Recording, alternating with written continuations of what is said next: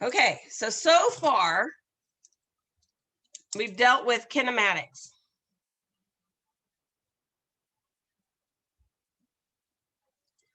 And our general equations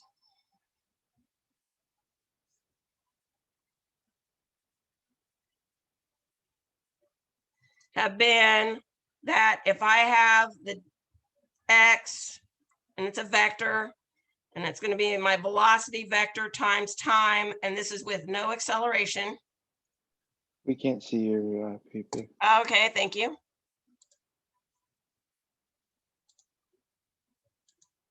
All right, with no acceleration.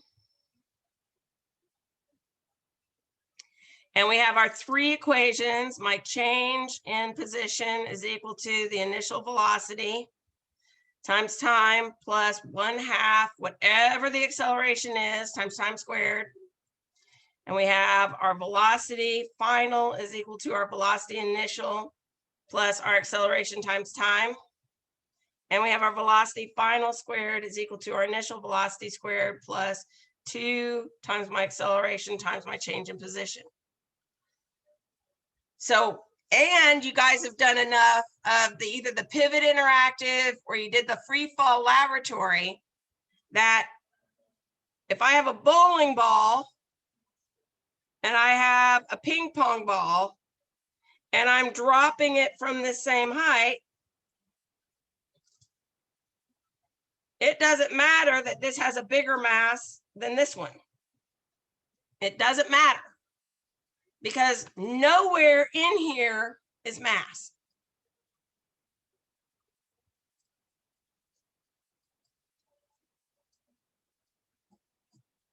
It has no relationship to mass. But we know that if I'm on the surface of the Earth, or even if I'm on Mars, or I'm on the moon, there's some sort of an acceleration that's pointing towards the center. And this what we call a field force.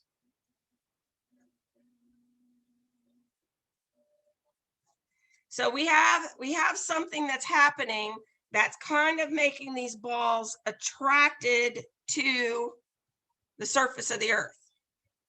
And that is a field force. But if we're thinking about a force we normally think of as a push or a pull.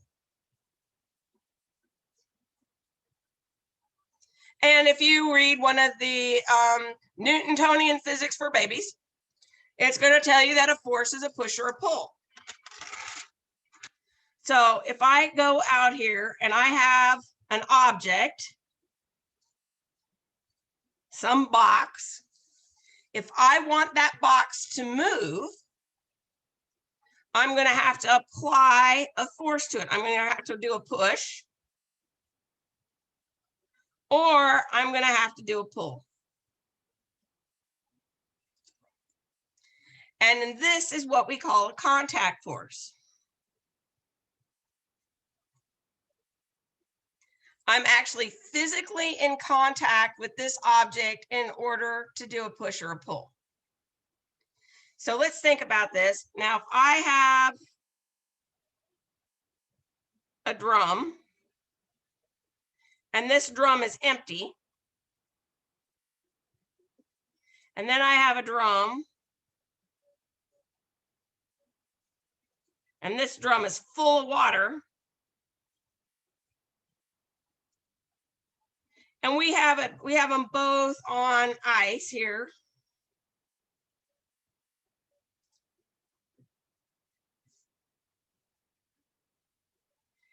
And I apply a push here, and I apply a push here.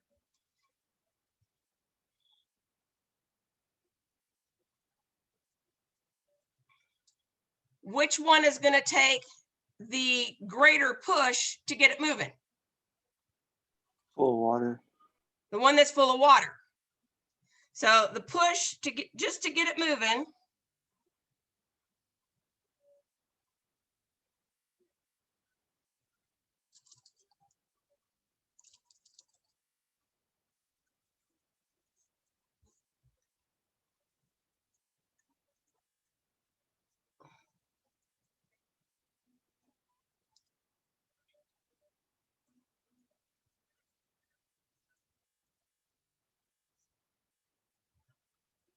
has to be greater than the push for the empty barrel.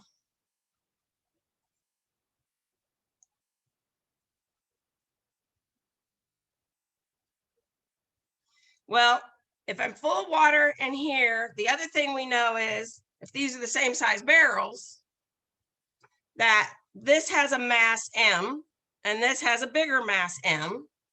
So the force is going to be proportional to the mass. And this gives us Newton's idea of inertia.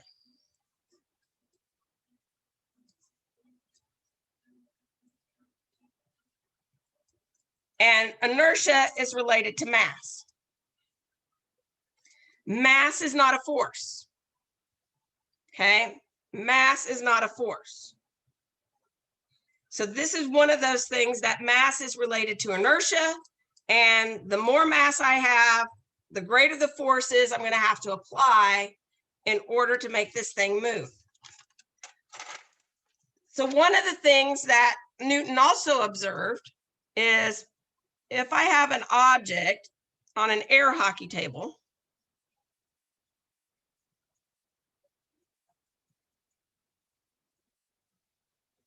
and I get the puck moving, the puck is going to stay in motion until what happens to it? An outside force. Yep, we get an outside force, like it runs into the wall, or it runs into somebody else's hockey puck. So Newton made an observation.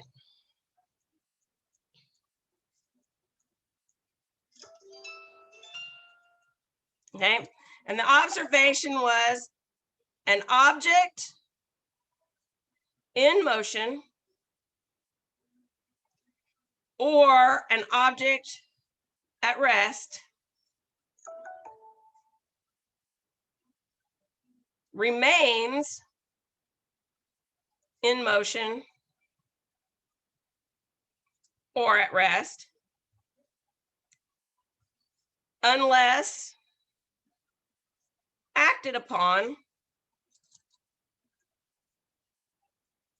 by another force.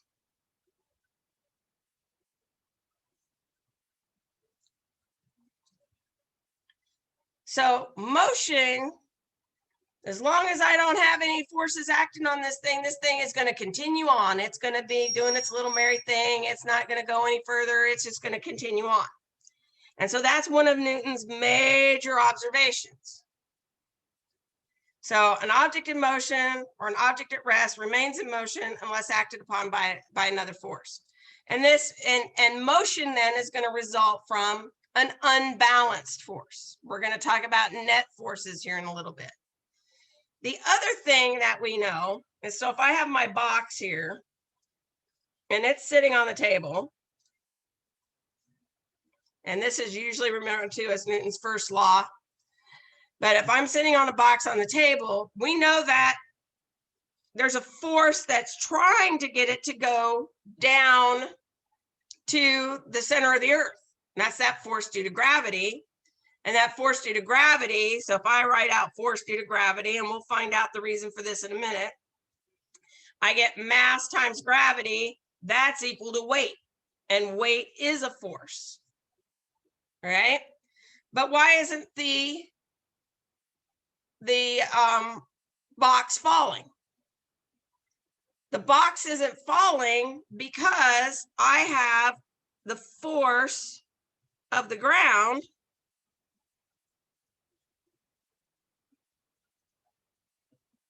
pushing back up onto my box. And this is where we get the idea that forces come in pairs.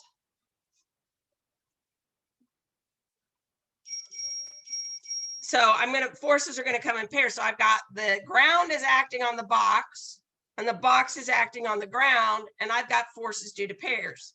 And we normally call this, especially when I'm dealing with a box, we call this a normal force.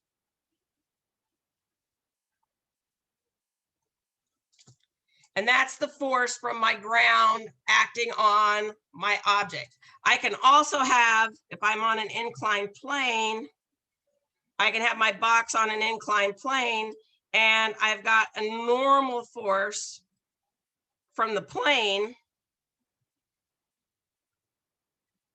I still have my force due to gravity. And I can draw my forces that are there, but I also have a force of the block onto my plane. And we'll see that in a little bit.